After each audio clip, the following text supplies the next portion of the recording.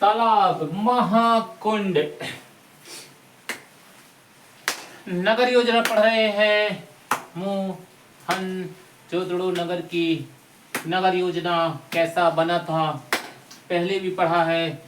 तालाब है जिसे महाकुंड कहा जाता है। 40 फीट लंबा है, 50 फीट, 40 फीट लंबा, 50 फीट चौड़ा और 7 फीट गहरा। ठीक है, 7 फीट क्या है? गहरा। आप सबसे महत्वपूर्ण ये तो आपको याद हो गया, पहले ही पढ़ा है। अब इस पे चलते हैं जो मुख्य उसका है।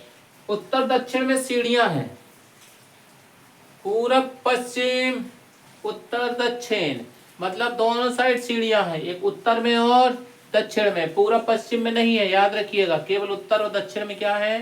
सीढ़ियां हैं। उत्तर दिशा में 8 स्नानागार हैं, उत्तर में ही 8 स्नानागार हैं, 8 जगह स्नान किए जा सकते हैं, 8 घाट बने हैं। उत्तर में दक्षिण में सीढ़ियां हैं और उत्तर दिशा में 8 स्नानागार बने हैं, मतलब 8 जगह आप स्नान कर सकते हो, जिसमें किसी का भी द्वार एक दूसरे के सामने नहीं खुलता। ये तो बड़ी गजब की बात हो गई, गजब की बात हो गई कि दरवाजे कितने हैं? 8, वो भी ऐसे घेर के, लेकिन कोई भी एक दूसरे के सामने नहीं खुलता है।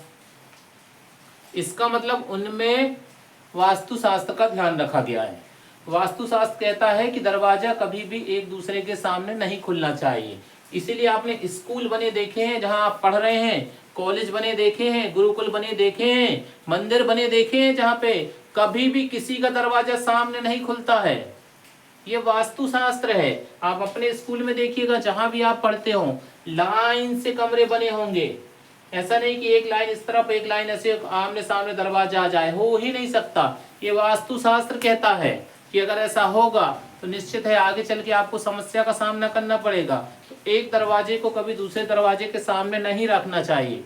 तो वही यहाँ पर वास्तुशास्त्र बता रहा है। तो ये हम इसलिए बता रहे हैं आपको कि वास्तुशास्त्र उस समय विकसित हो चुका था, लोगों ने उसको जान लिया था, उसी का पालन आज हम कर रहे हैं। तो उत्तर दक्षिण में सीढ़ियां हैं, 8 स्नानागार हैं, 8 जगह स्नान कर सकते हैं, किसी का भी दरवाजा सामने नहीं खुलता है। आगे चलिए।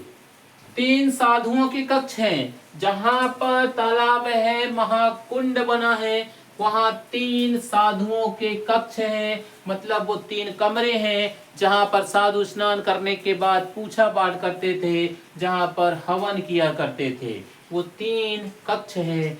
क्यों? क्योंकि ये महाकुंड है। महाकुंड क्यों कहते हैं? क्योंकि 40 फीट लंबा है, 50 फीट चौड़ा है और 7 फीट गहरा है। तो कुंड आने होता गहरा, कुंड मतलब होता गड्ढा। तो ये बड़ा तालाब है, तो महाकुंड नहीं बन गया। तो तालाब को कह रहे हैं महाकुंड, उसी के पास बने हैं सब। ध्यान रखिएगा, फिर से बोल रहे हैं, भूलना नहीं। उत्तर दक्षिण में सीढ़ियां बनी हैं, उत्तर दिशा में 8 स्नानागार है जहां स्नान करते हैं, एक का भी दरवाजा सामने नहीं खुलता है, 8 के 8 दरवाजा अलग अलग खुलते हैं।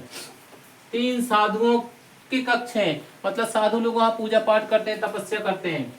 उत्तर पूर्व में एक इमारत है, उत्तर में और पूर्व में एक इमारत बनी है, मतलब एक मकान बना हुआ है। दक्षिण में एक भग्न, भग्न मतलब होता है टूटा हुआ।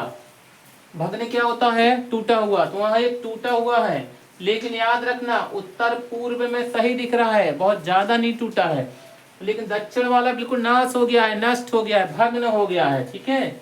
इमारत 20 खंभों वाला एक बड़ा हॉल है वहां पर, जैसे अपन शादी आदि के लिए नहीं हॉल बुक करते हैं, पार्टी आर्टी बनाने के लिए, वैसा हॉल। कितने खंभे हैं? 20।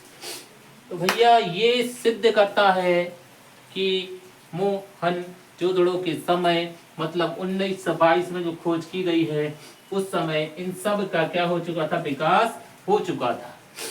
फिर इसके बाद ये नष्ट हो गए हैं, अब उसके फिर से हम उसी क्रम में चल रहे हैं और उन्हीं के अनुसार काम कर रहे हैं। इसीलिए हम क्या करते हैं? स्कूलों में, कॉलेजों में, मंदिरों में स्कूल के दरवाजे सीधे सीधे रखते हैं।